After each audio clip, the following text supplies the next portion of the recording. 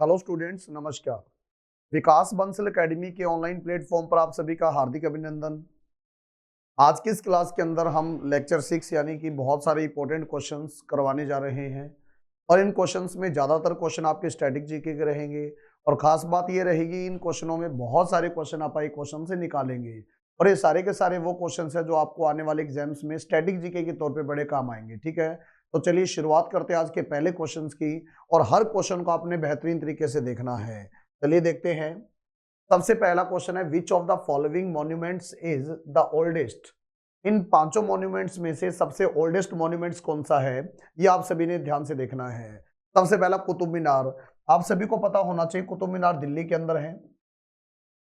सबसे पहले पता होना चाहिए कुतुब मीनार दिल्ली में कुतुबुद्दीन ऐबक ने इसको बनवाया था अपने गुरु के नाम पे और इनके गुरु का नाम क्या था, कुतुबुद्दीन बख्तियार अल काकी। ठीक है ना, इनके गुरु का नाम था कुतुबुद्दीन बख्तियार अल काकी और ये लगभग अगर आप बात करें 13वीं शताब्दी के अंदर बना था। ठीक है ना, लगभग जब 1200 ईस्वी जब ये शुरू हुआ था तो इसका निर्माण तो शुरू करवाया था किसने, कुतुबुद्दीन ऐबक ने, और निर्माण को कंप्लीट किसने करवाया, इल्तुतमिश ने कंप्लीट करवाया। तो यानी ये तो इसका जवाब नहीं हो सकता। खजुराहो जो मंदिर है ना, ये आपको बताना मध्य प्रदेश में है। खजुराहो जो टेम्पल्स है मध्य प्रदेश में है और आप सभी को पता होना ही चाहिए खजुराहो जो टेम्पल्स है ना, ये चंदेल राजपूतों ने बनवाए थे। ठीक है ना, चंदेला जो राजपूत है इन्होंने बनवाए थे। ग्रुप ऑफ टेम्पल्स है खजुराहो और ये कहाँ पर है बेटा, मध्य प्रदेश में है। और ये लगभग पर आप बात करें 950 एडी या लगभग 1000 के लगभग ईस्वी में ये बने हैं। ठीक है ना, उसके बाद अजंता के जो मंदिर है ना, अजंता की जो गुफाएं हैं, ये आपको पता है कहाँ पर है सर, महाराष्ट्र में है। अजंता की गुफाएं कहाँ पर है, महाराष्ट्र में है।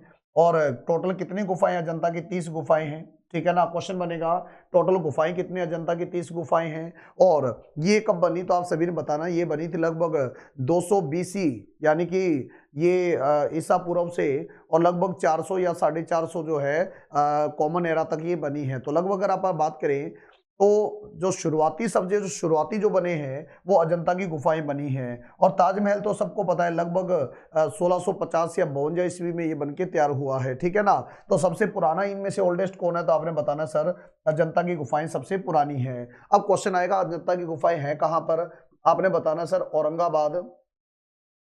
आपने बताना औरंगाबाद महाराष्ट्र के अंदर है। ठीक है ना, अजंता की गुफाएं औरंगाबाद महाराष्ट्र में है। टोटल कितनी है, तो आपने बताना है टोटल 30 गुफाएं हैं। टोटल 30 गुफाएं हैं। डेडिकेट किसको है, आपने बताना है डेडिकेट है बेटा किसको, बुद्धिज्म को डेडिकेट है। ये डेडिकेट किसको, बुद्धिज्म को डेडिकेट है। ठीक है ना, और इसमें जो पेंटिंग्स है अजंता की गुफाओं में जो पेंटिंग्स है ये किसके बारे में है, तो आपने बताना जातक टेल्स के बारे में है। आपने बताना जातक टेल्स के बारे में है। टेल्स होती कहानियां, जातक टेल्स क्या, कि भगवान बुद्ध ने जो जन्म लिया ना, उस जन्म से पहले जो जन्म थे उनमें किस किस रूप में इन्होंने जन्म लिया, ये सारी कहानियां जातक टेल्स कहलाती है। ठीक है ना, और टोटल गुफाएं कितने, 30 गुफाएं हैं। और कहां पर बेटा, अजंता। और अगर आप बात करें यूनेस्को, आपने यूनेस्को के बारे में सुना होगा। UNESCO world heritage site Bharat में 40 है। UNESCO world heritage site, UNESCO world heritage जो साइट है वो भारत में कितनी है, आपने बताना 40 है। और 40 में जो फर्स्ट वर्ल्ड हेरिटेज साइट है ना, फर्स्ट, वो कौन सी है, अजंता। वो कौन सी बताना आप सभी ने, अजंता। और अजंता की गुफाएं कहां पर है, महाराष्ट्र के अंदर है। उसके बाद में अगर क्वेश्चन आ गया इस औरंगाबाद के अंदर, अगर बात आई इस औरंगाबाद के अंदर, आपने एक बात याद रखनी है, बीबी का मकबरा है। इस औरंगाबाद में बीबी का मकबरा है। बीबी का मकबरा एक मॉन्यूमेंट है, बीबी का मकबरा। और इसको सेकंड ताजमहल या ताजमहल की अगली कॉपी या बदसूरत कॉपी कहा जाता है। ठीक है ना, और ये जो बीबी का मकबरा औरंगजेब की वाइफ के नाम है, यानी औरंगजेब की वाइफ का मकबरा है। और राबिया उद दौला जिनका नाम था, उनका मतलब ये मकबरा है, बीबी का मकबरा। और इसको सेकंड ताजमहल कहा जाता है। ठीक है ना, इसको मिनी ताजमहल, अगर बात करें इनको मिनी ताजमहल कहा जाता है। ठीक है ना, और ये औरंगाबाद महाराष्ट्र में है। इसको बनाते टाइम क्या किया गया, जो ताजमहल है भारत के अंदर, आगरा के अंदर, इस ताजमहल की ब्लाइंड इमिटेशन कर दिया गया, ब्लाइंडली इसको क्या कर दिया गया, कॉपी मार दिया गया। तो क्वेश्चन आएगा इनमें से सबसे पुराना मॉन्यूमेंट कौन सा, अजंता की गुफाएं हैं। कहां पर है, महाराष्ट्र। ताजमहल कहां पर, आगरा में है।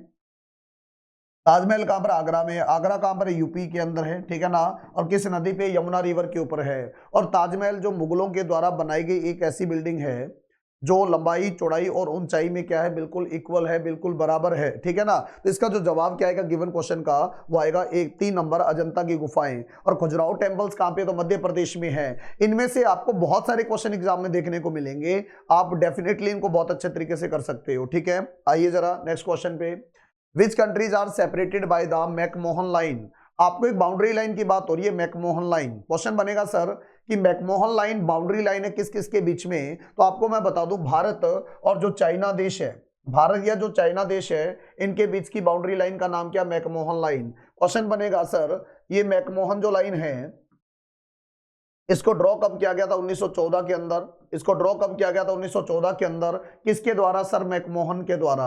तो क्वेश्चन बनेगा भारत और चाइना की जो बाउंड्री लाइन का नाम क्या है, तो मैकमोहन लाइन है। दूसरा क्वेश्चन क्या बनेगा, इंडिया शेयर, इंडिया जो है ये शेयर करता है क्या बेटा, India shares land boundary, land boundary, Bharat share करता है land boundary with 7 countries, with 7 countries. Question आएगा भारत कितने देशों से लैंड बाउंड्री शेयर करता है, 7 कंट्रीज से। कौन कौन से 7 कंट्री आपने बताना। सबसे, मैं डिसेंडिंग ऑर्डर में लिख देता हूं, सबसे ज्यादा बांग्लादेश के साथ, ठीक है ना। अगर क्वेश्चन आए भारत सबसे ज्यादा लैंड बाउंड्री किससे शेयर करता है, बांग्लादेश के साथ। दूसरे नंबर पे आता है सर चाइना, तीसरे नंबर पे आता है पाकिस्तान, चौथे नंबर पे आता है नेपाल, नेपाल के बाद में 5वें नंबर पे आता है म्यांमार, जिसका पुराना नाम बर्मा हुआ करता था, म्यांमार। म्यांमार के बाद में Bangladesh, China, Pakistan, Nepal, Myanmar.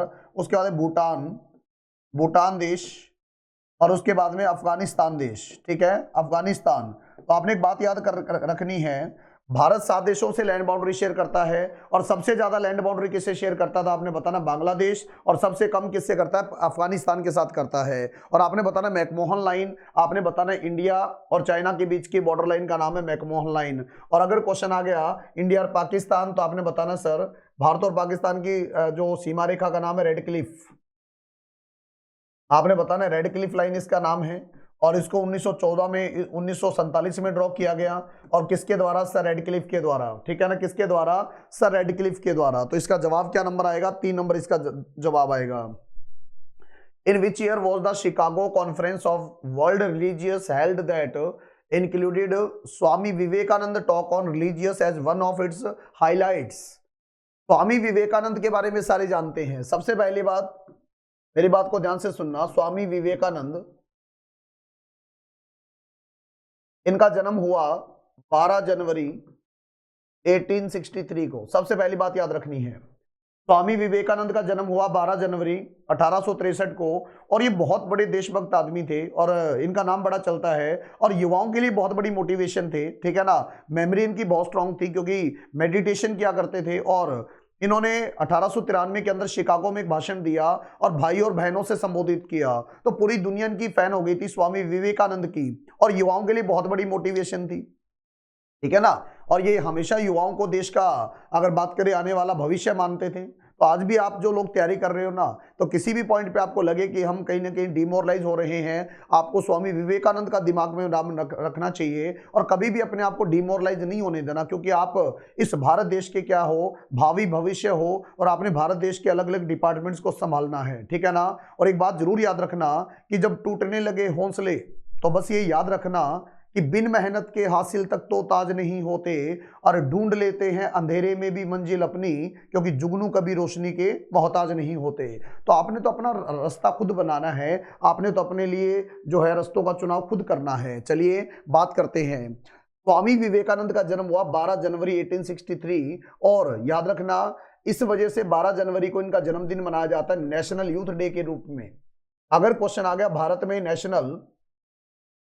National youth day कब मनाया जाता है, 12 जनवरी, या अगर आप बात करें राष्ट्रीय युवा दिवस भी इसको कहा जाता है, ठीक है ना। और इन्होंने जो वर्ल्ड, अगर बात करें रिलीजियस जो कॉन्फ्रेंस थी, या वर्ल्ड रिलीजियंस जो कॉन्फ्रेंस थी, इसमें 1893 में भाग लिया, और इसमें पूरी दुनिया को इन्होंने भाई और बहनों कहकर संबोधित किया था, और पूरी दुनिया इनकी फैन हो गई थी। तो क्वेश्चन बनेगा स्वामी विवेकानंद का जन्मदिन भारत में किस रूप में मनाया जाता है, नेशनल यूथ डे के रूप में। एक क्वेश्चन और आएगा, सर बताइएगा इंटरनेशनल यूथ डे कब मनाया जाता है। अगर कभी भी आपको इंटरनेशनल यूथ डे आ जाए, याद रखना, इंटरनेशनल यूथ डे आ जाए 12 अगस्त को बता देना, 12 अगस्त को बता देना। साथ में 12 अगस्त को एलिफेंट डे भी मनाया जाता है, 12 अगस्त को एलिफेंट डे भी मनाया जाता है, ये भी आपने बात याद रखनी है। और स्वामी विवेकानंद के नाम से भारत में एक हवाई अड्डा बना हुआ है। अगर क्वेश्चन आ गया स्वामी विवेकानंद एयरपोर्ट कहां पर है, तो आपने बताना सर ये बना हुआ है रायपुर के अंदर, ये बना हुआ रायपुर के अंदर। और रायपुर कैपिटल कहां की है? छत्तीसगढ़ की कैपिटल है। अगर आपको रायपुर कैपिटल पूछ लेना, आपने छत्तीसगढ़ की कैपिटल रायपुर बताना है। और उसके अलावा लिखेंगे only yoga university, only yoga university outside India, Uni का मतलब यूनिवर्सिटी है, आउटसाइड इंडिया। अगर भारत से बाहर अगर कोई योगा यूनिवर्सिटी है तो इसका नाम है स्वामी विवेकानंद योगा यूनिवर्सिटी, इसका नाम है स्वामी विवेकानंद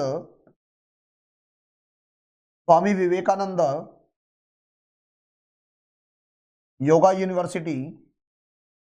और ये आपने बताना लॉस एंजल्स अमेरिका के अंदर, ये आपने लॉस एंजल्स बता देना अमेरिका के अंदर। और अगर आपको इंटरनेशनल योगा डे आ जाए, अगर आपको इंटरनेशनल योगा डे आ जाए तो आपने बताना है हर साल 21 जून को मनाया जाता है। और योगा डे शुरू करने का श्रेय भारत को जाता है, ठीक है ना। आपने बताना इंटरनेशनल योगा डे कब मनाया जाता है, 21 जून को। ये सारी बातें ध्यान से करना। और अगर क्वेश्चन आ जाए किस साल शिकागो के अंदर जो है वर्ल्ड रिलीजन की जो कॉन्फ्रेंस हुई उसको अटेंड किया था स्वामी विवेकानंद जी ने, और पूरी दुनिया को भाइयों बहनों कहकर संबोधित किया था? जवाब आएगा 1893 बेटा। चलिए आगे बढ़ते हैं। The birth place of Subhash Chandra Bose is, आप सभी जानते हैं सर, नेताजी सुभाष चंद्र बोस का जन्म, यहां ध्यान से सुनना सारे, नेताजी सुभाष चंद्र बोस का जन्म, सुभाष चंद्र बोस, इनका जन्म हुआ कब? तो बताना सभी ने 23 जनवरी 1897 को हुआ। और जन्म कहां पर हुआ? तो आपने बताना कटक के अंदर। जन्म कहां पर हुआ? कटक के अंदर। कटक कहां पर है सर? उड़ीसा के अंदर है। कटक कहां पर? उड़ीसा के अंदर है, ठीक है ना। आपने बताना इनका जन्म हुआ कटक के अंदर, और कटक कहां पर? उड़ीसा के अंदर है। दूसरी बात, कटक जो है किस नदी पर है? तो आप सभी ने बताना महानदी के ऊपर बसा हुआ है, कटक महानदी के ऊपर है। और कटक को क्या कहा जाता है? आपने बताना है सिल्वर सिटी ऑफ इंडिया कहा जाता है। आपको बताना है जो चांदी की कलाकारी, चांदी के जो वर्क है बड़ा ज्यादा होता है कटक के अंदर, चांदी की जो कलाकारी है, चांदी का जो वर्क है बहुत ज्यादा होता है वहां पे। इस वजह से ये जो कटक सिटी है ना आपका मध्य इसका उड़ीसा का, ये क्या कहलाता है? तो आपने बताना सिल्वर सिटी ऑफ इंडिया कहलाता है, इसको सिल्वर सिटी ऑफ इंडिया के नाम से जाना जाता है, ठीक है। उसके बाद में अगर आप बात करें, कटक जो है यहाँ पर राइस रिसर्च इंस्टीट्यूट है बेटा। अगर बात आए भारत का नेशनल या rice research institute of India आ जाए, राइस रिसर्च, अगर आपको राइस रिसर्च इंस्टीट्यूट आ जाए, क्योंकि चावल जब खाते तो कट कट बसता है ना, तो आप ये भी याद रख सकते हो कि चावल जब खाते कट कट बसता है, तो चावल या राइस रिसर्च इंस्टीट्यूट आ जाए तो कटक बता देना, कटकट यानी कटक। आपको बताना है राइस रिसर्च इंस्टीट्यूट कहां पर है, तो ये आपने कटक बताना है। और अगर यहाँ पर आपको वर्ल्ड राइस रिसर्च आ जाए, अगर कभी भी आपको वर्ल्ड राइस रिसर्च आ जाए, अगर कभी भी आपको वर्ल्ड राइस रिसर्च इंस्टीट्यूट आ जाए, तो आप सभी बच्चों ने बताना है कहां पर? मनीला। आप सभी बच्चों ने बताना है मनीला। और मनीला कैपिटल कहां की है? फिलीपींस नामक देश की है। और यहाँ की करेंसी का नाम क्या है? पीसो है, ठीक है ना, पीसो यहाँ की करेंसी का नाम है। तो आपने बताना वर्ल्ड राइस रिसर्च आ जाए तो मनीला बता देना। उसके अलावा अगर आपको बाराबती स्टेडियम आ जाए, बाराबती, अगर आपको बाराबती स्टेडियम आ जाए, आपको बाराबती स्टेडियम आ जाए तो आपने कटक ही बताना है, ठीक है। और यहाँ पर जन्म हुआ किसका? नेताजी सुभाष चंद्र बोस का। दूसरा क्वेश्चन आता है सर बताइएगा नेताजी को नेताजी का टाइटल किसने दिया? तो आपने बताना एडोल्फ हिटलर, ठीक है ना। नेताजी को नेताजी का टाइटल किसने दिया? Adolf Hitler. और नेताजी के नाम से अगर आप बात करें, एक एयरपोर्ट बना हुआ है जिसका नाम है नेताजी, आपने बताना नेताजी सुभाष चंद्र बोस, नेताजी सुभाष चंद्र बोस इंटरनेशनल एयरपोर्ट कहां पर है? नेताजी सुभाष चंद्र बोस इंटरनेशनल एयरपोर्ट कहां पर है? तो आप सभी ने बताना कोलकाता में है, आप सभी ने बताना कोलकाता में है। तब आपको पता लग गया होगा बहुत सारे फैक्ट्स के साथ कि बताइए sir birth place of Netaji Subhash Chandra Bose, तो आपने बताना क्या बेटा, कटक। कटक कामराज के टाइम में उड़ीसा में है, ठीक है ना। डिटेल तो इसकी बहुत बताई जा सकती है, ठीक है ना, लेकिन समय के कारण आप इसको एक बार इतना ही करेंगे और आगे बढ़ते एक बार आप। चलिए आगे बढ़ते हैं। Mother Teresa the founder of Missionaries of Charity was born on. आपको बता दूं मदर टेरेसा जो थी ना वो बेसिकली भारत से नहीं थी, ठीक है ना। और ये इनका जन्म हुआ 26 अगस्त 1910 को। इनका जन्म हुआ 26 अगस्त 1910 को और ये 18 साल की उम्र में भारत आई। मेरी बात ध्यान से समझना, 26 अगस्त 1910 को जन्म हुआ इनका और ये भारत आई 18 साल की उम्र में। और ये आई कोलकाता के एक स्कूल के अंदर। इन्होंने क्या देखा, उस स्कूल के बियॉन्ड बहुत सारा स्लम्स है, झुग्गी झोंपड़े है, दिल पसीज गया, ठीक है ना। और इन्होंने क्या किया, वो नौकरी छोड़ दी और उन स्लम्स, पहले तो ये पटना गए और 6 महीने का इन्होंने कोर्स किया, नर्स का ट्रेनिंग ली और उसके बाद वापस उसी स्लम्स में आ गए। और वहां पर जो लेप्रेसी पीपल थे जिनको कोढ़ रोग हो गया था और जो भूखे बच्चे थे और थे, उनके लिए काम करने लगे। कभी कुछ मांगते, कभी कुछ मांगते और उनको लाके देते। लेकिन इन्होंने सोचा कि ये कोई स्थायी इसका हल नहीं है। इसका स्थायी हल क्या है, शिक्षा। यानी आप सभी जानते हैं किसी भी परेशानी की जो सबसे बड़ी दवा क्या है, शिक्षा है। अगर आपने किसी को अच्छे से शिक्षित कर दिया ना तो आप ये समझो कि आपने किसी बीमारी को काट दिया। तो मदर टेरेसा ने क्या किया, एक निश्चय किया कि मैं इनको पढ़ाऊंगी बच्चों को। लेकिन पढ़ाने के लिए तो क्या चाहिए, पढ़ाने के लिए तो स्कूल चाहिए, इंफ्रास्ट्रक्चर चाहिए। लेकिन इनके पास ना तो स्कूल था, ना इनके पास कोई मतलब फर्नीचर था, इवन की चौक और बोर्ड भी नहीं था। तो कहा जाता है कि शुरुआत में मदर टेरेसा जी ने जो है एक कीचड़ को लेप कर उस पर अल्फाबेट सिखाने शुरू किए। तो जैसे आसपास के लोगों ने देखा तो डोनेट करना शुरू किया, धीरे धीरे डोनेशन बढ़ने लगी। तो इन्होंने स्कूल खोले, उसके अलावा कॉलेज खोले, हॉस्पिटल बना दिए, लेप्रेसी जो क्लिनिक बना दिए और इन्होंने एक मिशनरीज ऑफ चैरिटी यानी दान की संस्था की स्थापना करी। और इस वजह से आपको मैं बता दूं, इनको 1979 के अंदर 1979 में नोबेल पीस अवार्ड मिला। नोबेल पीस अवार्ड मिला। आपको पता है दुनिया का जो सबसे बड़ा अवार्ड है नोबेल अवार्ड, ठीक है ना। और ये फर्स्ट इंडियन, क्योंकि भारत में रह के काम करने लगी तो पूरा मतलब फर्स्ट इंडियन ही बन गई थी। तो first Indian to win Nobel peace award. शांति का नोबेल अवार्ड पाने वाले पहले भारतीय है। नोबेल पीस अवार्ड यानी शांति का नोबेल अवार्ड पाने वाले पहले भारतीय का नाम क्या है, तो आपने बताना मदर टेरेसा। और इनका जन्म हुआ 26 अगस्त 1910 को। डेथ कब हुई आपने बताना है, डेथ हुई इनकी 5 सितंबर 1997। 5 सितंबर 1997 को डेथ हुई। और इनका जो डेथ दिवस है यानी 5 सितंबर को एक डे मनाया जाता है, कौन सा आप सभी ने बताना, ये डे मनाया जाता है इंटरनेशनल चैरिटी डे। अगर कभी भी क्वेश्चन आए बताइए सर इंटरनेशनल चैरिटी डे कब मनाया जाता है। इंटरनेशनल, ज्यादा लिखा गया कोई बात नहीं, काट देते हैं। हाँ जी, लिखेंगे इंटरनेशनल चैरिटी डे। चैरिटी होता है ना दान पुण्य के काम करना, अच्छे कार्य करना, वेलफेयर के काम करना। इंटरनेशनल चैरिटी डे कब मनाया जाता है, तो 5 सितंबर को। और 5 सितंबर को ही भारत में नेशनल टीचर डे मनाया जाता है। डॉक्टर सर्वपल्ली राधाकृष्णन का जन्मदिन होता है, जो भारत के पहले उपराष्ट्रपति और दूसरे राष्ट्रपति बने, ठीक है ना। तो याद रखना नेशनल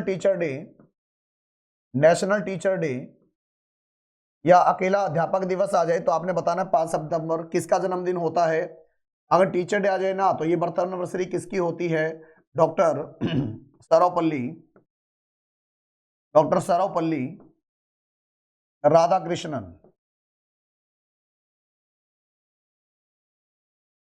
डॉक्टर सर्वपल्ली राधाकृष्णन का जन्मदिन होता है 5 सितंबर को। और डे कौन सा मनाया जाता है आपने बताना है, टीचर डे मनाया जाता है। और ये भारत के फर्स्ट वाइस प्रेसिडेंट, ये भारत के पहले उपराष्ट्रपति एंड सेकंड प्रेसिडेंट बने, दूसरे राष्ट्रपति बने बेटा, ठीक है ना। और पहली बार जो उपराष्ट्रपति बने तो 2 बार बने लगातार, ठीक है ना। फर्स्ट पर्सन जो 2 बार उपराष्ट्रपति बना लगातार तो वो कौन बना बेटा, आपने बताना है डॉक्टर सर्वपल्ली राधाकृष्णन। और आज तक 2 ही पर्सन 2 बार उपराष्ट्रपति बने हैं, एक तो बने डॉक्टर सर्वपल्ली राधाकृष्णन और सेकंड वो आपने बताना है मोहम्मद हामिद अंसारी, ठीक है ना। ये बात आप याद रखना और इसका जवाब क्या आएगा, 2 नंबर आएगा। क्वेश्चन नंबर नेक्स्ट पे आते हैं। Dash was not only Sri Lankan first women prime minister but also the first women prime minister in the world. बड़ा अच्छा क्वेश्चन है ये। आपको क्वेश्चन पूछा गया दुनिया में first women prime minister, first female prime minister in world, दुनिया में पहली जो महिला प्रधानमंत्री बनी, क्या नाम था? तो आप सभी ने याद रखना है, श्री मावो। इनका नाम है श्री मावो भंडार नाइके, श्री मावो भंडार नाइके, इनका नाम है श्री मावो भंडार नाइके। और ये कहां की बनी? श्रीलंका नामक देश की बनी। और कब बनी? 1960 ईस्वी के अंदर बनी। ठीक है ना।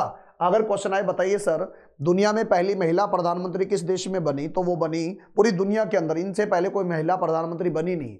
और ये कौन बनी? तो आपने बताना श्री मावो भंडार नाइके। और कब बनी?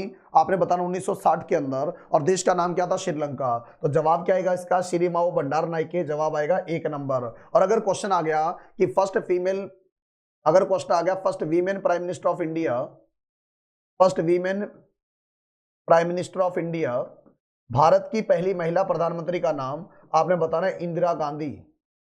आपने नाम क्या बताना है इनका? इंदिरा गांधी बताना है। और कब बनी इंदिरा गांधी? 1966 के अंदर बनी। आपने बताना भारत की पहली महिला प्रधानमंत्री का नाम इंदिरा गांधी। और कब बने? 1966 के अंदर बने। ठीक है ना। तो ये याद रखना कि श्रीलंका देश की पहली महिला प्रधानमंत्री, ये दुनिया में पहली महिला प्रधानमंत्री थी। ठीक है ना। और श्रीलंका का ओल्ड नेम क्या था? अगर क्वेश्चन आ गया कि old name of Sri Lanka, Sri Lanka देश का पुराना नाम, तो आपने बताना सर सिलोन आइलैंड। मेरी बात को ध्यान से सुनना, श्रीलंका देश का पुराना नाम क्या था? सिलोन आइलैंड था। 1948 में ये सिलोन आजाद हुआ अंग्रेजों से। और 1972 में इसका नाम क्या किया गया? 1972 के अंदर इसका नाम लंका किया गया। और 1978 के अंदर इसके नाम के आगे क्या ऐड कर दिया गया? श्री शब्द ऐड कर दिया गया। तो क्वेश्चन आएगा बताइए सर जो श्रीलंका देश है इसका पुराना नाम क्या था? सिलोन आइलैंड था। और अगर आपको हम्बनतोता पोर्ट आ जाए ना, हम्बनतोता जो पोर्ट आ जाए, एक बंदरगाह है हम्बनतोता पोर्ट जिसको लीज पे लिया हुआ है चाइना ने, तो ये हम्बनतोता पोर्ट भी कहां पर? श्रीलंका के अंदर है। तो जवाब आएगा श्री मावो भंडार Nike 1 number.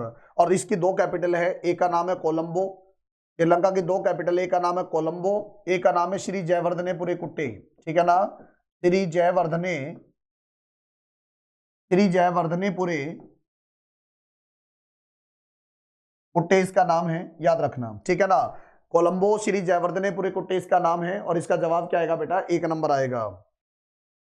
Who among the following was India's defence minister during the 1971 war between India and Pakistan. आपने बताना जब भारत और पाकिस्तान का 1971 में युद्ध हुआ, सबसे पहली बात तो बेटा भारत में 3 बार नेशनल इमरजेंसी लगी है। ठीक है ना।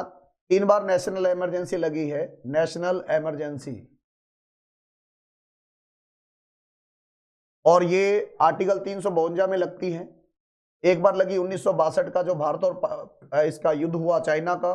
दूसरी बार कब लगी बेटा? तो आपने बताना 1971 में भारत और पाकिस्तान का युद्ध हुआ। और तीसरी बार इंटरनल डिस्टर्बेंस के कारण लगी 25 जून 1975 को। और उस समय भारत में आंतरिक हालात खराब हो गए थे और लोग ही सरकार के खिलाफ हो गए थे। ठीक है ना। तो याद रखना 3 बार नेशनल इमरजेंसी लगी है।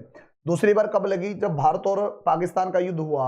और इस युद्ध का नतीजा क्या निकला? इस युद्ध का नतीजा निकला बांग्लादेश नामक नया देश बन गया। ठीक है ना।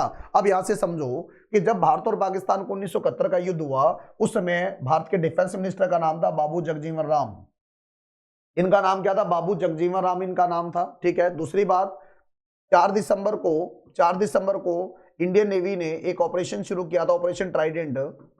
इंडियन नेवी का एक ऑपरेशन था जिसका नाम था ऑपरेशन ट्राइडेंट, ऑपरेशन ट्राइडेंट। और इसी की बदौलत भारत ने बड़ा एक अच्छा जो है इसमें प्रदर्शन किया, जिसकी वजह से हर साल 4 दिसंबर को नेवी डे मनाया जाता है। अगर क्वेश्चन आया कि बताइए सर नेवी डे कब मनाया जाता है? 4 दिसंबर। क्यों? 4 दिसंबर 1971 को जो ऑपरेशन लॉन्च किया था, ऑपरेशन ट्राइडेंट, इंडियन नेवी ने। ठीक है ना। इसकी वजह से ही 4 दिसंबर को कौन सा डे मनाया जाता है? तो आप सभी ने बताना है नेवी डे मनाया जाता है। दूसरी बात 16 दिसंबर 1971 को अपन ने विक्ट्री हासिल कर ली थी। ठीक है ना। पाकिस्तान अपने सामने घुटने टेक गया था। ठीक है। वही पाकिस्तान जो बड़ी बड़ी बातें करता है, उसने घुटने टेक दिए थे। 16 दिसंबर 1971 को इस वजह से 16 दिसंबर को हर साल कौन सा दिवस मनाते हैं? विजय दिवस मनाते हैं। 16 दिसंबर को हर साल विजय दिवस मनाया जाता है। और जो अपना इंडिया गेट है दिल्ली में, अपने एक नेशनल मॉन्यूमेंट है इंडिया गेट। जो भारतीय सैनिक, इंडिया गेट तो क्यों बना? फर्स्ट वर्ल्ड वॉर के दौरान जो भारतीय सैनिक शहीद हुए ना अंग्रेजों का साथ देते हुए, उनके याद में बनाया गया इंडिया गेट। लेकिन बात आती है इंडिया गेट के पास बना हुआ है अमर जवान ज्योति, ठीक है ना। अगर क्वेश्चन आ गया अमर जवान ज्योति क्यों बनाया गया, तो जो अमर जवान ज्योति क्यों बनाया गया, तो आप सभी ने बताना है कि बांग्लादेश के साथ जो भारत का युद्ध हुआ है ना, बांग्लादेश नहीं पाकिस्तान के साथ, बांग्लादेश को आजाद करवाने के लिए, बांग्लादेश नामक नया देश बनाने के लिए। तो आपने बताना सर 1971 में भारत और पाकिस्तान का जब युद्ध हुआ ना, उस युद्ध के दौरान जो भारतीय सैनिक शहीद हुए बांग्लादेश नामक नया देश जो है उसको आजाद करवाने के लिए, तो उनकी याद में अमर जवान ज्योति बनाया गया है। कहां पर बेटा? इंडिया गेट के बिल्कुल नीचे बनाया गया है। और जगजीवन राम आपने बताना सर, अगर बात आई जगजीवन राम, ये longest serving cabinet minister of India है। लॉन्गेस्ट सर्विंग आपने बताना, लॉन्गेस्ट सर्विंग कैबिनेट मिनिस्टर है भारत के। 32 साल ये कैबिनेट मिनिस्टर रहे, लॉन्गेस्ट सर्विंग कैबिनेट मिनिस्टर। और इनको बाबू जगजीवन राम कहा जाता है। और आजाद भारत के पहले लेबर एंड एम्प्लॉयमेंट मिनिस्टर बने थे बेटा। आजाद भारत के ये लेबर और एम्प्लॉयमेंट मिनिस्टर बने थे। जवाब इसका क्या आएगा? 4 नंबर इसका जवाब आएगा। In which of the following cities is the tomb of Rani of Jhansi located? आपको पता है झांसी की रानी का ओरिजिनल नाम क्या था? मणिकर्णिका। इनका ओरिजिनल नाम क्या था? मणिकर्णिका। मणिकर्णिका, ठीक है। सबसे पहली बात बेटा, आपने एक पॉलिसी सुनी होगी डॉक्ट्राइन ऑफ लैप्स के नाम से। डॉक्ट्राइन ऑफ लैप्स क्वेश्चन आएगा। डॉक्ट्राइन ऑफ लैप्स पॉलिसी लेके कौन आया था? ये लेके आया था लॉर्ड डलहौजी। लॉर्ड डलहौजी लेके आया था डॉक्ट्राइन ऑफ लैप्स। इसको राज्य हड़प नीति कहा जाता है। और इसके तहत जिस राजवंश के या जिस प्रोविंस के, है ना, अगर बच्चा नहीं है या बेटा नहीं है या आगे संतान नहीं है, तो उसका राज्य किसको चला जाएगा? उसके बाद में सरकार को चला जाएगा, अंग्रेजों को चला जाएगा। तो इसमें से कुछ ऐसे थे जिनके बच्चे नहीं थे, उन्होंने गोद ले रखे थे। तो अंग्रेजों ने इस बात को मानने से मना कर दिया कि गोद लिया हुआ बच्चा जो है वो नहीं माना जाएगा। विद्रोह शुरू हुआ, ठीक है ना। तो आपने बताना झांसी की रानी थी। झांसी आज कहां पर है? उत्तर प्रदेश के अंदर है। लेकिन झांसी की रानी शहीद कहां पर हुई? ग्वालियर के अंदर हुई। क्वेश्चन आएगा झांसी की रानी शहीद कहां पर हुई? ग्वालियर के अंदर हुई। और ग्वालियर में ही इनका टॉम्ब बनाया गया है, ठीक है ना। दूसरी बात, ये ग्वालियर कहां पर है? आप सभी को पता होना चाहिए, ग्वालियर मध्य प्रदेश के अंदर है। और जिस रिवर के किनारे है उस रिवर का नाम है चंबल।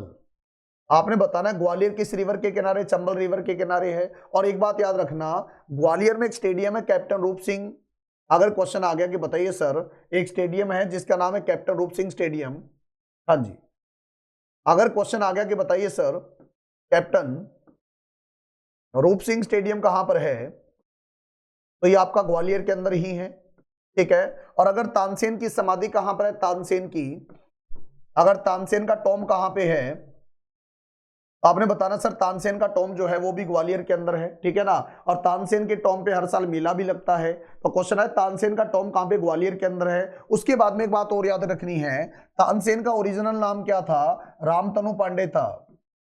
तानसेन का ओरिजिनल नाम क्या था? रामतनु पांडे। क्योंकि ये अकबर के दरबार के नवरत्नों में एक था, संगीतकार था तानसेन। और जैसे बीरबल का ओरिजिनल नाम महेश दास था, ठीक है ना। बीरबल का ओरिजिनल नाम क्या था? महेश दास था। और इनका ओरिजिनल नाम क्या था? रामतनु पांडे। और तानसेन की समाधि भी कहां पर है? ग्वालियर। और ग्वालियर कहां पर है बेटा? मध्य प्रदेश में। जवाब इसका क्या नंबर आएगा? 2 नंबर। और किस नदी पे? चंबल पे है। Dash was awarded the Nobel prize in 1913 and knighthood in 1915। आपको बता दूं सर, दुनिया का सबसे बड़ा अवार्ड कौन सा है? इस अवार्ड का नाम है नोबेल प्राइज, ठीक है। दुनिया का जो सबसे बड़ा प्राइज है नोबेल प्राइज है, ठीक है, नोबेल प्राइज है। तो आपको मैं बता दूं, दुनिया में एक साइंटिस्ट हुआ करता था जिनका नाम था अल्फ्रेड नोबेल। अल्फ्रेड नोबेल, ठीक है ना। दुनिया में एक साइंटिस्ट है अल्फ्रेड नोबेल। और ये कहां के थे बेटा? स्वीडन के थे। ये कहां के थे? स्वीडन के थे। और इन्होंने इस प्राइज की स्थापना करी। ये कितनी फील्ड में दिया जाता है? 6 फील्ड में दिया जाता है, 6 सेक्टर में दिया जाता है। नंबर 1 आपने बताना पीस में दिया जाता है। नंबर 2 आप सभी को पता होना चाहिए लिटरेचर में दिया जाता है। नंबर 3 या दिया जाता है केमिस्ट्री के अंदर, केमिस्ट्री यानी रसायन विज्ञान, ठीक है ना। नंबर 4 आपने बताना है फिजिक्स में दिया जाता है, भौतिक विज्ञान के अंदर। नंबर 5 दिया जाता है आपने बताना मेडिसिन या फिजियोलॉजी के अंदर, मेडिसिन या फिजियोलॉजी के अंदर दिया जाता है, ठीक है ना, फिजियोलॉजी। और नंबर 6 दिया जाता है इकोनॉमिक्स के अंदर। इकोनॉमिक्स वाला ओरिजिनल नोबेल अवार्ड का हिस्सा नहीं था और इकोनॉमिक्स तो बाद में ऐड किया गया था, इकोनॉमिक्स, ठीक है। आपने बताना सर ये जो पीस और मेडिसिन तक ये नोबेल अवार्ड पहली बार कब दिए गए? 1901 में दिए गए, ठीक है ना, 1901 में दिए गए, ठीक है। अब बात आती है सर पूरे एशिया में और इंडिया में जो पहला नोबेल अवार्ड आया था ना, वो आया था 1913 में। वो नोबेल प्राइज आया था 1913 में और किसको आया था? रविंद्रनाथ टैगोर। किसको आया था? रविंद्रनाथ टैगोर। और किस फील्ड में आया आपने बताना? लिटरेचर के अंदर आया। पूरे एशिया में जो पहला नोबेल अवार्ड आया ना 1913 में आया, फर्स्ट एशियन जिसको नोबेल अवार्ड मिला 1913 में, किसको मिला? रविंद्रनाथ टैगोर को। फील्ड कौन सा था? लिटरेचर। और किस बुक के लिए मिला? बुक का नाम है गीतांजलि, बुक का नाम है गीतांजलि, ठीक है ना। और दूसरा, अंग्रेजों ने इनको एक नाइटहुड का टाइटल दिया था, बहुत बड़ा टाइटल होता था नाइटहुड का, और ये नाइटहुड का टाइटल इनको कब दिया? 1915 में दिया। लेकिन ये नाइटहुड का टाइटल इन्होंने वापस लौटा दिया था क्योंकि एक घटना घटी जलियांवाला बाग के अंदर 13 अप्रैल 1919 को, और बहुत सारे लोगों का नरसंहार कर दिया इन अंग्रेजों ने, जिसकी वजह से दुखी होकर रविंद्रनाथ टैगोर ने क्या कर दिया? वो नाइटहुड उनको वापस लौटा दिया, ठीक है ना। तो याद रखना कि वो पर्सन जिसको 1913 में नोबेल प्राइज मिला और 1915 में नाइटहुड का टाइटल दिया अंग्रेजों के द्वारा, वो पर्सन थे रविंद्रनाथ टैगोर बेटा। तो जवाब इसका क्या आएगा? 3 नंबर आएगा। मदर टेरेसा को नोबेल अवार्ड मिला था 1979, ठीक है, इसका मिला था। और सरोजिनी नायडू को तो कभी मिला ही नहीं, और ना ही कभी महात्मा गांधी को मिला। हाँ, महात्मा गांधी को नॉमिनेट बहुत बार किया गया था नोबेल पीस अवार्ड के लिए, मिला कभी नहीं, ठीक है। आ जाओ। विच of the following articles of Indian constitution provides for the appointment of a finance commission? एक पॉलिटी का क्वेश्चन ले लेते हैं, ठीक है ना, और बहुत सारे इंपॉर्टेंट क्वेश्चन है सारे के सारे। फाइनेंस कमीशन में आपको बता दूं, जब टैक्स का कलेक्शन होता है ना, टैक्स का, तो टैक्स का कलेक्शन में तो देखो, मान लो अपन ने इनकम टैक्स दिया है, आप पंजाब से हो या हरियाणा से हो या राजस्थान से हो, आपने जब टैक्स दिया, इनकम टैक्स दिया है, मान लो डायरेक्ट टैक्स इनकम टैक्स आपने दिया है, तो वो टैक्स तो आप राजस्थान के पर्सन हो तो उसमें राजस्थान का कंट्रीब्यूशन रहा है, लेकिन टैक्स का कलेक्शन कौन करेगा? सेंट्रल गवर्नमेंट करेगा। तो आपने याद रखना, जो टैक्स का बंटवारा सेंटर और स्टेट के बीच में करवाता है, उस कमीशन को बोला जाता है फाइनेंस कमीशन। और फाइनेंस कमीशन को अपॉइंट कौन करता है? भारत का प्रेसिडेंट करता है। कौन से आर्टिकल में? आर्टिकल 280 के अंदर। आर्टिकल 280 में फाइनेंस कमीशन होता है। और टोटल कितने मेंबर होते हैं इस कमीशन में? टोटल 5 मेंबर होते हैं। एट प्रेजेंट कौन सा फाइनेंस कमीशन है? एट प्रेजेंट कौन सा फाइनेंस कमीशन है? तो 2020 से लेकर 2025 तक जो रिकमेंडेशन देगा वो 15th फाइनेंस कमीशन है। ये 15th फाइनेंस कमीशन है। और इसके हेड का नाम क्या है? तो आपने बताना है एनके सिंह है। इसके हेड का नाम क्या है? एनके सिंह है। और इसका जवाब क्या आएगा? आर्टिकल 280 आएगा। आर्टिकल क्या जवाब आएगा? 280 आएगा, 280 आर्टिकल आएगा। तो क्वेश्चन बनेगा, बताइए सर कौन सा आर्टिकल फाइनेंस कमीशन से रिलेटेड है? तो आपने बताना आर्टिकल 280। और फाइनेंस कमीशन का काम क्या है? सेंटर और स्टेट के बीच में जो टैक्स रेवेन्यू का, जो टैक्स का रेवेन्यू होता है ना, टैक्स को जो इकट्ठा किया जाता है सेंट्रल गवर्नमेंट के द्वारा, इसका बंटवारा कौन करवाता है? फाइनेंस कमीशन करवाता है। और आर्टिकल कौन से में? 280 में इसका गठन होता है। और इसको अपॉइंट कौन करता है? भारत का राष्ट्रपति। और एट प्रेजेंट कौन सा फाइनेंस कमीशन चल रहा है? 15वां। और 15वें फाइनेंस कमीशन के हेड का नाम क्या? नंद किशोर सिंह है, या इनको एनके सिंह कहा जाता है। और आर्टिकल 110 के अंदर मनी बिल आता है। मनी बिल किस में आता है बेटा? आर्टिकल 110 के अंदर आता है, याद रखना सारे के सारे, ठीक है। चलिए आगे बढ़ते हैं। According to which article of the Indian constitution the president rule is implemented in a state? मेरी बात सुनो ध्यान से। जो इमरजेंसी होती है ना, वो 3 प्रकार की होती है। इमरजेंसी 3 प्रकार की होती है। नंबर 1 नेशनल इमरजेंसी, जिसमें पूरे देश के ऊपर आपातकाल लग जाता है, नेशनल इमरजेंसी। और आप सभी को पता है नेशनल इमरजेंसी जो है ये आर्टिकल 352 में लगती है, और ये भारत में 3 बार लगी है। और नेशनल इमरजेंसी कब लगती है? जब मान लो कोई दूसरा देश भारत पे अटैक कर दे, या भारत का इंटरनल डिस्टर्बेंस बहुत ज्यादा हो जाए, तब ये नेशनल इमरजेंसी लगती है। भारत में 3 बार लग चुकी है। नंबर 2, नेशनल के बाद में स्टेट इमरजेंसी आती है। स्टेट इमरजेंसी, और ये आती है आर्टिकल 356 के अंदर 356। जब मान लो कोई स्टेट है और उसका जो कानून व्यवस्था खराब हो जाए तो गवर्नर जो होता है ना वो रिकमेंड करता है स्टेट इमरजेंसी के लिए। तो आपने बताना सर स्टेट जो इमरजेंसी है ना वो आर्टिकल 356 में लगती है। और आर्टिकल फिर तीसरी है बेटा फाइनेंशियल इमरजेंसी। जब किसी देश की करेंसी की वैल्यू बिल्कुल गिर जाए या देश दिवालिया हो जाए तो फिर लगती है बेटा फाइनेंशियल इमरजेंसी। और सबसे खतरनाक फाइनेंशियल इमरजेंसी होती है, इसमें देश दिवालिया हो जाता है, फाइनेंशियल इमरजेंसी। और ये आर्टिकल 360 में लगती है। अब ये तो भारत में लग चुकी है, ये भी लग चुकी है स्टेट्स के अंदर, लेकिन ये भारत में कभी भी नहीं लगी। फाइनेंशियल इमरजेंसी भारत में कभी भी नहीं लगी। और आपने बताना सर बताइएगा अकॉर्डिंग टू विच आर्टिकल। तो यहां पर स्टेट इमरजेंसी पूछी है तो स्टेट आर्टिकल 356 ये लगा देना आप सभी ने, ठीक है ना। State emergency article 356। और ये अमेंडमेंट का सिस्टम आ जाए ना, अमेंडमेंट भारतीय संविधान में जो अमेंडमेंट किया जाता है अमेंडमेंट, ये आर्टिकल 368 में आता है। अगर आपको अमेंडमेंट आ जाए फिर आपने 368 लगाना है। और अमेंडमेंट का सिस्टम लिया कहां से गया भारतीय संविधान में, आपने बताना साउथ अफ्रीका से लिया गया है। अगर अमेंडमेंट का सिस्टम पूछ लेना कहां से लिया गया है, आप सभी ने बताना साउथ अफ्रीका से लिया गया है। और इसका जवाब क्या नंबर आएगा बेटा, 2 नंबर आएगा, ठीक है। चलिए आगे बढ़ते हैं नेक्स्ट क्वेश्चन पे। Majuli the largest river island in the world is located in. आप सभी ने बताना है माजुली दुनिया का सबसे बड़ा एक नदी के ऊपर बना हुआ आइलैंड है। और माजुली आइलैंड कहां पर है, तो आप सभी ने बताना असम के अंदर है। बहुत इंपॉर्टेंट क्वेश्चन है, क्वेश्चन आएगा दुनिया का सबसे बड़ा रिवर आइलैंड और ये कहां पर है, असम के अंदर है। और इस आइलैंड का नाम क्या, माजुली आइलैंड है। दूसरी बात, असम को कामरूप के नाम से जाना जाता है। अगर क्वेश्चन आ गया कामरूपा के नाम से या कामरूप के नाम से किसको जाना जाता है, असम को। और असम की कैपिटल का नाम क्या है, आपने बताना असम की कैपिटल का नाम है दिसपुर। असम की कैपिटल का नाम है दिसपुर। और ये दिसपुर जो है ना ये गुवाहाटी के अंदर बना हुआ एक टाउन है, ये गुवाहाटी के अंदर बना हुआ एक टाउन है। और याद रखना गुवाहाटी और डिब्रूगढ़, गुवाहाटी और डिब्रूगढ़ ये दोनों के दोनों एक नदी पर बसे हुए टाउन हैं। और उस नदी का नाम है ब्रह्मपुत्रा। इस नदी का नाम क्या है, आपने बताना इस नदी का नाम है ब्रह्मपुत्रा। और इस डिब्रूगढ़ को क्या कहा जाता है, टी सिटी ऑफ इंडिया कहा जाता है। इस डिब्रूगढ़ को टी सिटी ऑफ इंडिया के नाम से जाना जाता है। उसके अलावा आपने याद रखना है ये जो गुवाहाटी है ना यहाँ पर एक टेम्पल है जिसका नाम क्या है, आपने बताना है कामाख्या देवी टेम्पल। कामाख्या बड़ा प्रसिद्ध टेम्पल है कामाख्या देवी टेम्पल। और ये कहां पर है, तो आपने बताना सर ये टेंपल बना हुआ है गुवाहाटी के अंदर। दूसरी बात, गुवाहाटी में एक बना हुआ है स्टेडियम जिसका नाम क्या है, doctor Bhupen Hazarika stadium. Doctor Bhupen Hazarika stadium.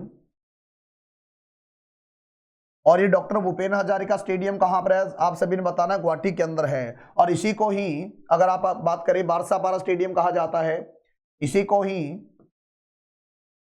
Barsapara stadium कहा जाता है। इसी को ही आपने बताना बारसापारा स्टेडियम कहा जाता है। जवाब इसका क्या नंबर आएगा, 2 नंबर।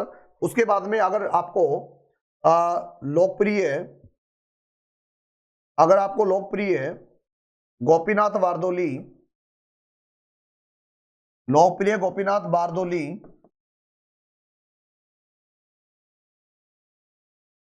इंटरनेशनल एयरपोर्ट आ जाए, ये लोकप्रिय गोपीनाथ बारदोली असम के पहले सीएम थे। और लोकप्रिय गोपीनाथ बारदोली इंटरनेशनल एयरपोर्ट आ जाए तो आपने बताना असम के अंदर है, ठीक है ना। और माजुली आइलैंड कहां पर है बेटा, असम के अंदर है। तो ये सारा डाटा आप बढ़िया से करोगे, ठीक है ना। और गुवाहाटी के बारे में तो बहुत कुछ करने वाला है, तो इसका जवाब एक बार असम लगा हुआ आप। विच of the following is not a peninsular river. देखो ये जो टर्म होते हैं ना पेनिनसुलर, पेनिनसुला या पेनिनसुलर, तो आपने बताना सर एक ऐसा एरिया जो 3 ओर से घिरा हुआ है, किससे बेटा, पानी से। एक ऐसा एरिया जो 3 ओर से पानी से घिरा हुआ है इसको बोला जाता है पेनिनसुला। और अगर बात आ जाए 4 ओर से पानी से घिरा हुआ उसको आइलैंड बोला जाता है, ठीक है। तो आप देखो जरा, ये दक्षिण भारत है, ये दक्षिण भारत कभी देखो, इधर भी आपको पता है अरब सागर है, इधर बे ऑफ बंगाल है, इधर आपका हिंद महासागर है। तो ये आपका क्या है बेटा, peninsula India.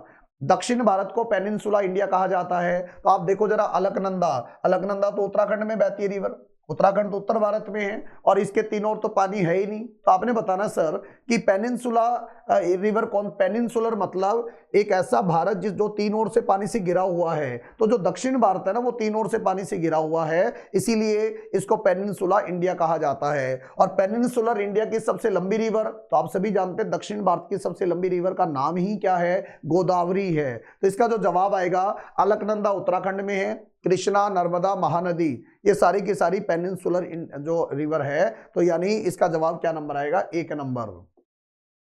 Which of the following cities is not located in bank of Ganga. Ganga Bharat की सबसे लंबी रिवर है। वाराणसी गंगा पे है, इलाहाबाद गंगा पे है, कानपुर गंगा पे है। और कानपुर तो लार्जेस्ट सिटी है गंगा रिवर के ऊपर। कानपुर है ना, ये लार्जेस्ट सिटी है, लार्जेस्ट सिटी ऑन गंगा, यानी गंगा रिवर पे बसा हुआ सबसे बड़ा शहर कानपुर है।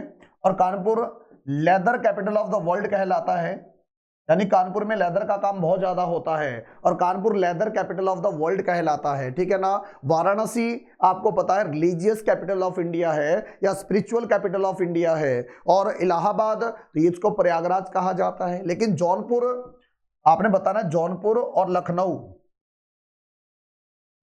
लखनऊ ये दोनों के दोनों किस रिवर पे है, तो आपने रिवर का नाम बताना, गोमती।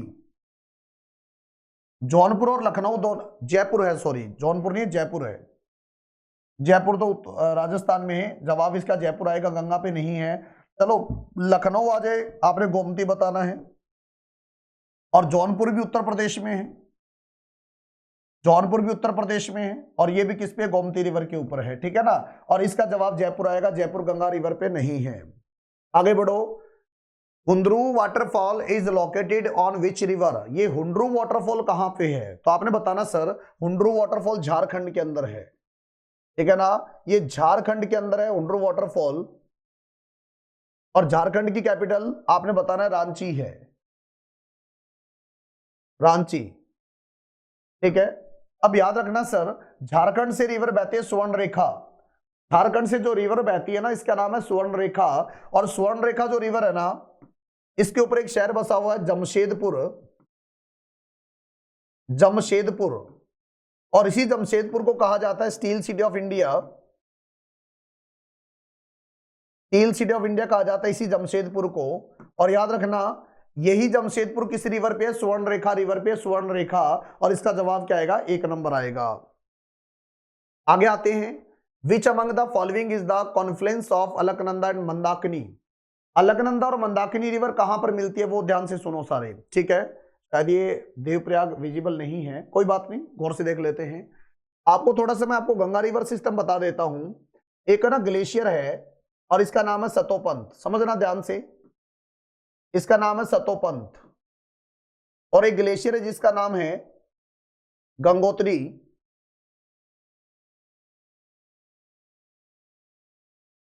इसका नाम है गंगोत्री, विजिबल होगा शायद आपको, सतोपंथ और गंगोत्री। सतोपंथ से एक रिवर निकलती है और रिवर का नाम क्या है, इस रिवर का नाम है अलकनंदा।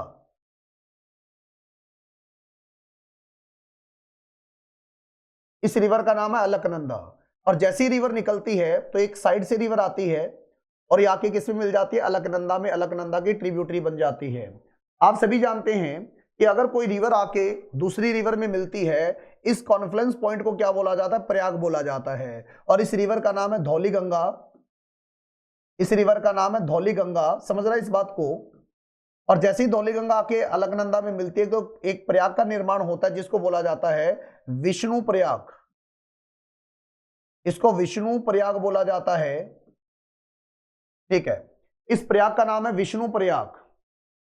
जैसे अलकनंदा रिवर आगे बढ़ती है एक रिवर और आती है इधर से और ये रिवर आके किसमें मिल जाती है, अलकनंदा में, अलकनंदा की ट्रिब्यूटरी बन जाती है, सहायक नदी बन जाती है। और इस रिवर का नाम क्या है, नंदाकिनी है,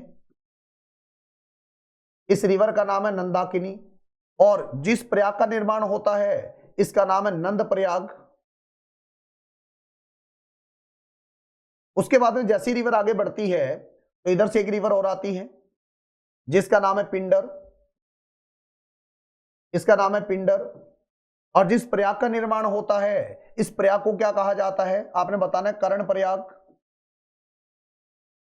इसको बोला जाता है कर्ण प्रयाग।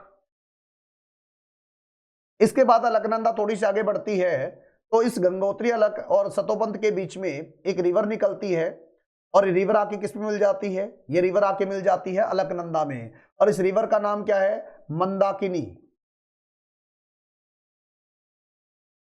इस रिवर का नाम है मंदाकिनी, ये नंदाकिनी है और इधर वाली रिवर का नाम है मंदाकिनी। और इसी पर कौन सा टाउन बसा हुआ है, केदारनाथ।